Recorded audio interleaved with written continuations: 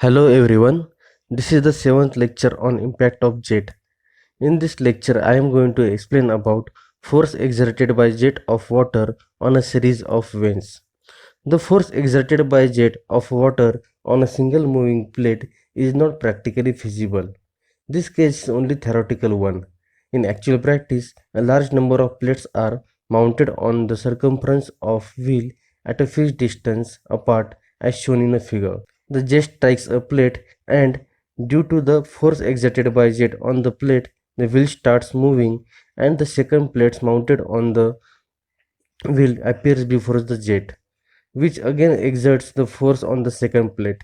Thus each plate appears successively before the jet and the jet exerts force on the each plate. The wheel starts moving at a constant speed. In this case, the mass of water coming out of the nozzle per second is always in contact with the plates when all the plates are considered. Hence, mass of water per second striking the series of plates is equal to rho a v. Here, v is the velocity of jet, a is the cross-section area of the jet, rho is the density of water. Also, the jet strikes the plate with a velocity equal to v minus u. After striking, the jet moves tangentially to the plate and hence the velocity component in a direction of motion of the plate is equal to the 0. The force exerted by jet in a direction of motion of a plate, that is Fx, is equal to mass per second in bracket initial velocity minus final velocity. If substitute the values of mass per second, which is rho av in bracket, initial velocity is v minus u and final velocity is 0, we get Fx is equal to rho av in bracket v minus u. We have work done by jet on the series of plates per second, which is equal to force into distance per second in the direction of force, that is u. Okay, so Fx into u is equal to rho av in bracket v minus u as we calculated earlier into u. U is the velocity of vane. Now kinetic energy of the jet per second is equal to 1/2 mv square. M is the mass flow rate, so 1/2 is equal to rho a v cube we get from here. So efficiency is equal to output upon input. Output is work done per second and input is the kinetic energy per second. Substitute the values from previous equations, that is work done and kinetic energy, we get twice u in bracket v minus u divided by v square. Now to find out the maximum efficiency, the previous equation gives the efficiency of the wheel for given jet velocity v. The efficiency will be maximum when we have to take the derivative of the previous equation with respect to u. So d zeta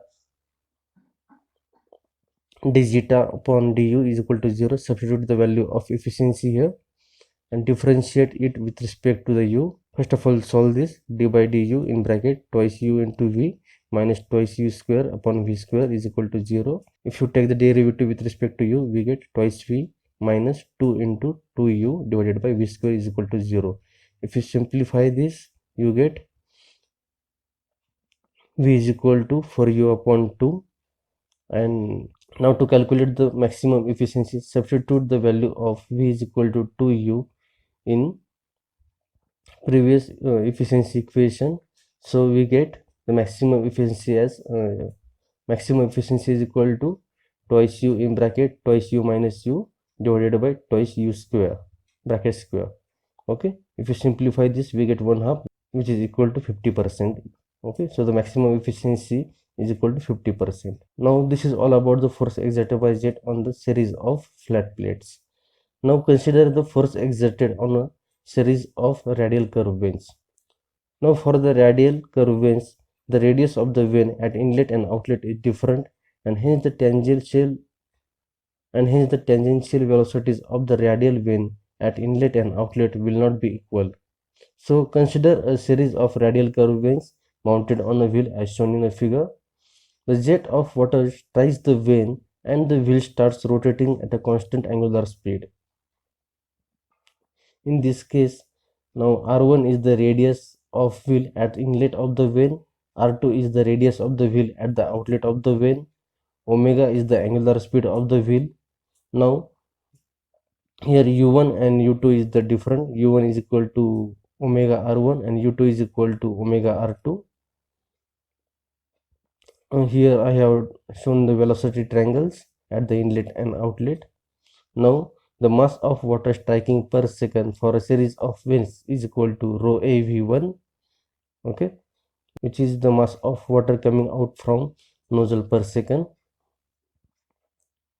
Now the moment of water striking the vane in a tangential direction per second at inlet is equal to mass of water per second into component of v1 in the tangential direction. Okay, so rho a v1 into vw1. Okay, now vw1 is what? Component of v1 in a tangential direction.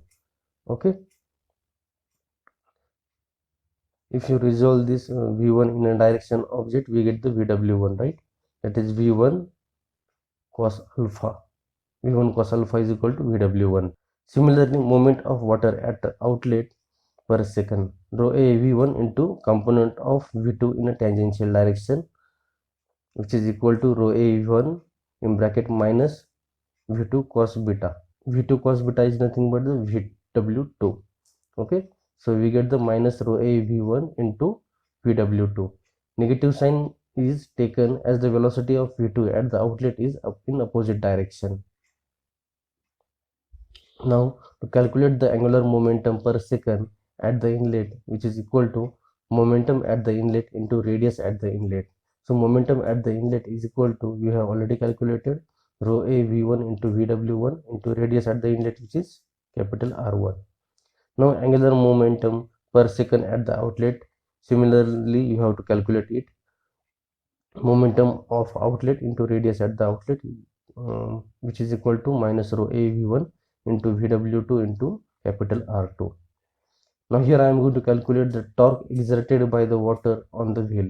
Okay, so T is equal to rate of change of angular momentum, which is equal to the initial angular momentum per second minus final angular momentum per second, which we have already calculated. Just substitute here. So we get here rho a v1 into vw1 into r1 minus in bracket again minus rho a v1 into vw2 into, if you simplify further, here we get rho a v1 in bracket vw1 into r1 plus vw2 r2. This is the torque exerted by water on the wheel. Now to calculate work done per second on the wheel, we have a torque with us and angular velocity, that is torque into angular velocity. We have to take the product of it.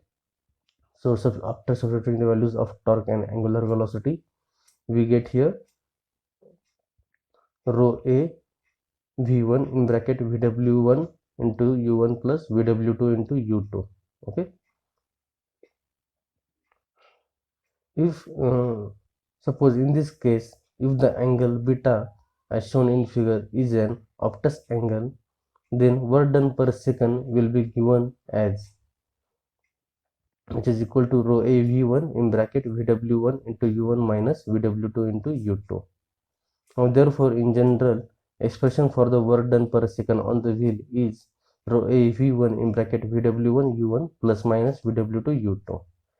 Now suppose if the discharge is radial at the outlet, then beta is equal to 90 degree and the work done becomes rho a v1 in bracket vw1 into u1, because vw2 is equal to 0 in this case. Now we have to calculate the efficiency of radial curve vanes. As we know, the efficiency is equal to output upon input. So output is the work done per second and input is the kinetic energy. Substitute these values here. So we get efficiency is equal to 2 in bracket vw1 plus minus vw2 into u2 divided by v1 square.